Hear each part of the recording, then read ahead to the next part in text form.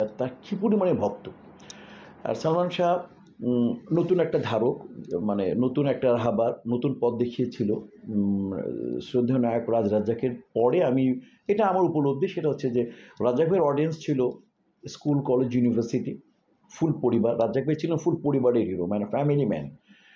Family man হয় এরা, শুধু নায়ক না, মানে ফ্যামিলি ম্যান এমন হয় যে যাকে বাবা পছন্দ করে, মা করে, ভাই বোন পছন্দ করে, এবং বাসার যে যিনি সবচেয়ে গুরুত্বপূর্ণ যে কাজের মানুষ বলি, উনিও পছন্দ করে যে নায়ককে।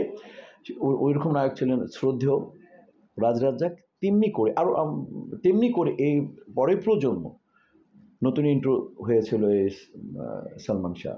সালমান শাহকে সবাই পছন্দ করতো, এবং ওর ভিতর যে একটা স্পেশালি, মানে নায়কদের কিছু গুণ থাকা উচিত। ওর যে স্টাইলটা আজও আজও মানে, মানে কী বলবো, উদাহরণ হয়ে থাকবে ওর স্টাইলটা। তারপর ওর একটা মায়া ছিল, ভয়েসে এত একটা মায়া ছিল। তারপর খুনসুটি করতো, নায়কদের ফান করা, মানে সেন্স অফ হিউমার অসাধারণ, অসাধারণ ছিল। আর ওর সাথে কাজ করেছি, বেশ কয়েকটা ছবিতে কাজ করেছি। সত্যের মৃত্যু নয়, তারপরে হচ্ছে হলো গিয়ে শেষ ঠিকানা, বুকের ভিতর আগুন, যাই হোক, আরও আমি নাম নাম মনে করতে পারছি না। বাট অসাধারণ শিল্পী ছিল, এবং মানে মুখস্থ ক্ষমতা এত এত স্ট্রং ছিল যে ও ২-৩ পাতার ডায়লগ দেখতো, ১-২ বার পড়ার পরে একেবারে লাইন টু লাইন তার মুখস্থ থাকতো।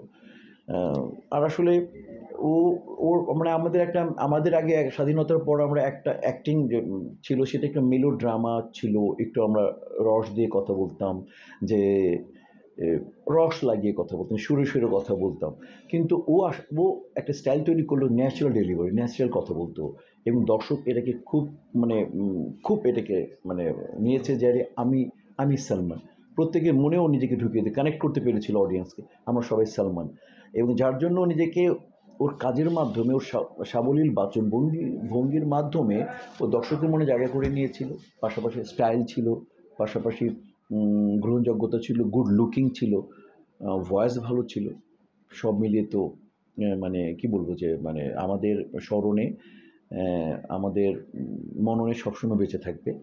তবে একজন শিল্পী হিসাবে ওকে অনেক আশা করেছিলাম আর যদি কিছুদিন বেঁচে থাকতো, তাহলে আমাদের মানে ইন্ডাস্ট্রি মনে হয় আরও কিছুদিন বেঁচে থাকতো।